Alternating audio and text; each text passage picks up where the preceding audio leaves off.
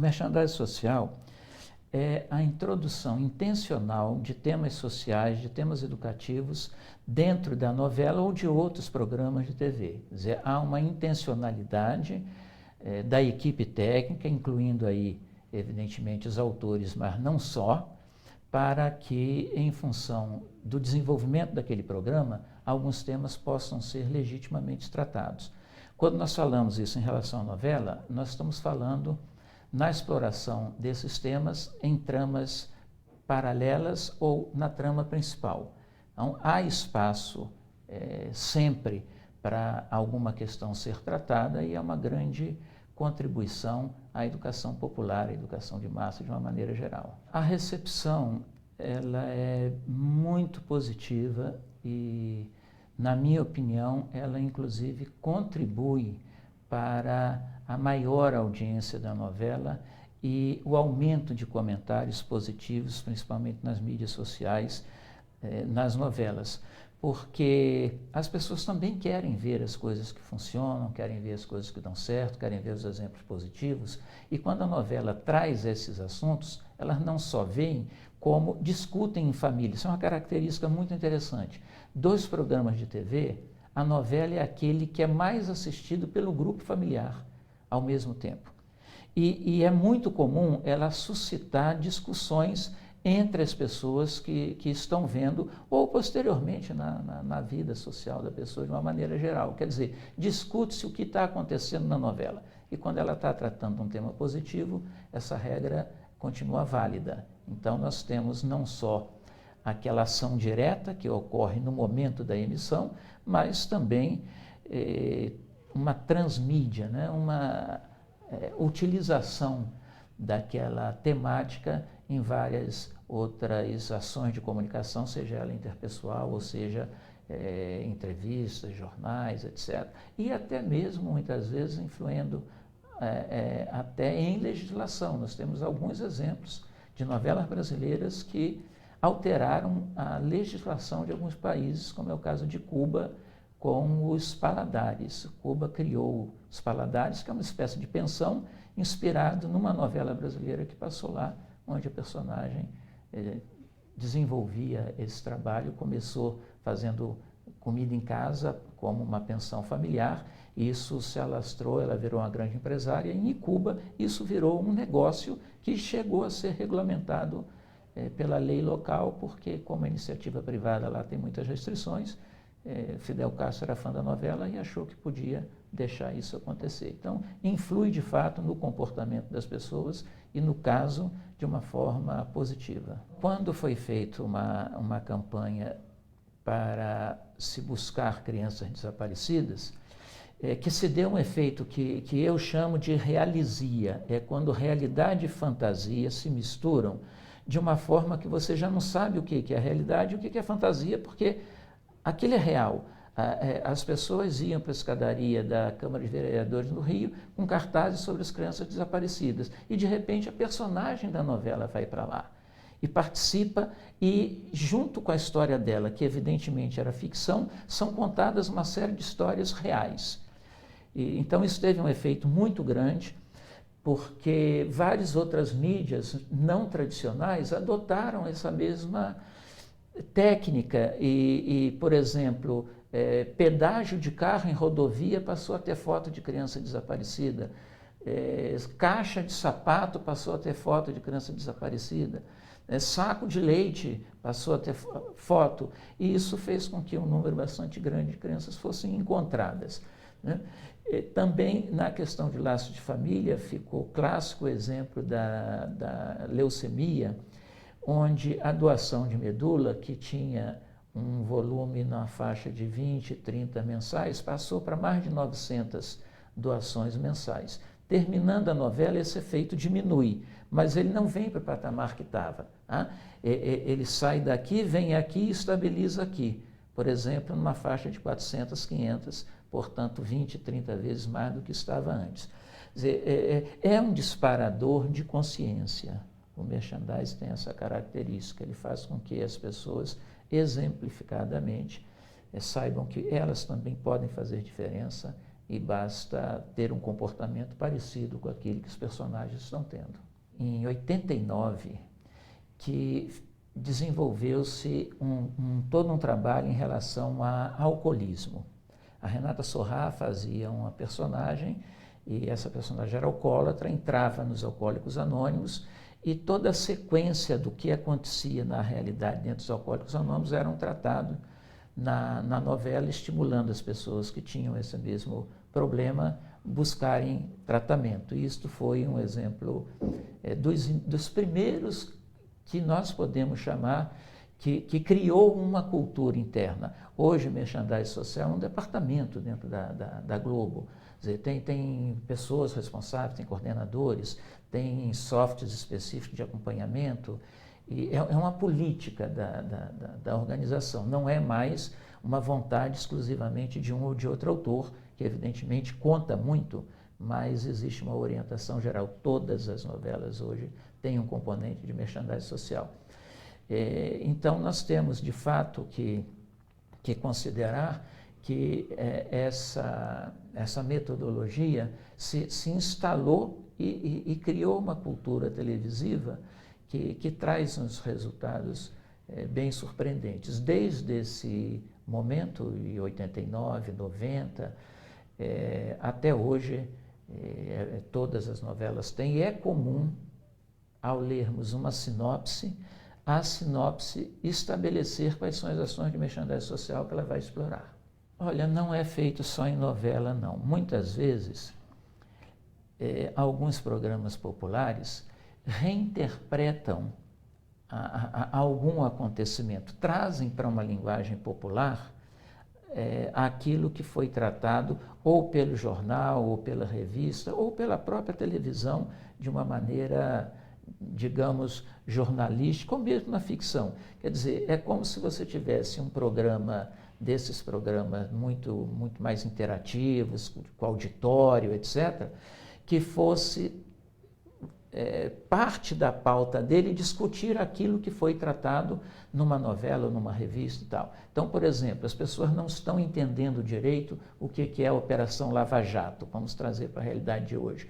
Aí um programa pode perfeitamente explicar detalhadamente, olha, isso começou porque tinha um posto de gasolina, era feito lavagem de dinheiro e hoje tem tantas derivações dessa operação e vai por aí afora. Ou então, como é comum também, vem um grande evento, vem aí as Olimpíadas, é extremamente importante que a cidade esteja preparada para receber as pessoas.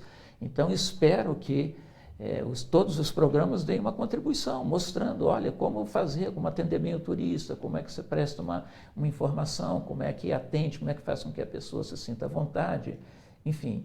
Então, é comum outros programas serem tratados. O que não pode misturar é com o merchandising comercial, você está induzindo as pessoas sem que elas saibam a consumir um determinado produto, porque você está recebendo por aquilo. Isso é publicidade, é legítimo, mas tem o espaço dela, tem a regulamentação, tem a forma de fazer, nada contra, mas a publicidade, o que é da publicidade, a educação, o que é da educação. Os autores como Glória Pérez, Manuel Carlos, Silvio de Abreu, Aguinaldo Silva, todos em maior ou menor grau, tem nas suas novelas ações de merchandising social. Às vezes eles nem admitem que tem, viu? Às vezes conscientemente declaram que gostam de ter, como é o caso da Glória Pérez, como é o caso do Manuel Carlos, por exemplo. Outros resistem um pouco porque querem preservar a novela como uma criação artística que, evidente, também é, mas não só. A novela é uma obra aberta, a novela é feita com uma interferência muito grande, inclusive de quem vê. Quem vê a novela tem uma interferência muito grande na condução da trama, na duração da novela, na exposição de mais ou menos determinados personagens, isso é analisado, isso é estudado, etc. Então, é um investimento muito alto e não pode como produto de comunicação, não ter todas as suas etapas estudadas e analisadas. Então, de uma maneira geral, os autores gostam de ser reconhecidos por também estar apresentando fatores positivos, desde que isso não interfira no processo criativo deles e desde que não seja uma imposição, externa, não é? Há um patrulhamento muito grande do politicamente correto atualmente, e isso é parte da discussão, mas está presente. Quer dizer, não vamos fazer da novela uma sala de aula, como não vamos fazer da sala de aula uma novela. Entendeu? Mas, tanto você pode levar um produto de comunicação para dentro da sala de aula, como, ao contrário, você pode levar em determinadas situações aquilo que é próprio de tratar na sala de aula, ter algumas inserções nas novelas. Esse processo, a gente, de uma maneira geral, chama de educomunicação, é o processo todo. O Entertainment Education é quando você introduz educação no entretenimento. Edutainment é quando você introduz, é o contrário, quando você usa a estrutura da educacional, quer dizer, você leva um vídeo para a sala de aula, a outra coisa você leva a sala de aula para o vídeo. Tá? Então, são técnicas, ambas válidas, têm sua aplicação, tá? E deve ser e pode ser utilizada, dependendo, evidentemente, dos objetivos que você tenha. Então, as novelas e os outros produtos comportam tratar dessas questões. Em relação a quem decide o que uma novela pode estar apresentando como ações socioeducativas, é um conjunto de pessoas. É evidente que o autor é o autor e em nenhum momento ele pode ser contrariado. No entanto, em algumas situações, há sugestões externas, porque também existem colaboradores escrevendo junto com ele, e existe uma realidade o tempo inteiro interagindo com aquela história. Quer dizer, não a novela não é um filme que você começa e acaba e você tem um roteiro que segue. Não. Por exemplo, no Bem Amado, quando houve o Watergate, eles botaram escuta no confessionário da igreja. Entendeu? Então, aquilo não estava em roteiro nenhum, aquilo foi uma coisa que migrou da realidade que tinha acontecido para dentro da novela. E muitas coisas ocorrem dessa forma, né? Então, nós já tivemos situações que morreu um senador, morreu um senador na novela, né? E esse senador teve um velório no Senado Federal, de fato. E alguns senadores de fato, foram velar o personagem.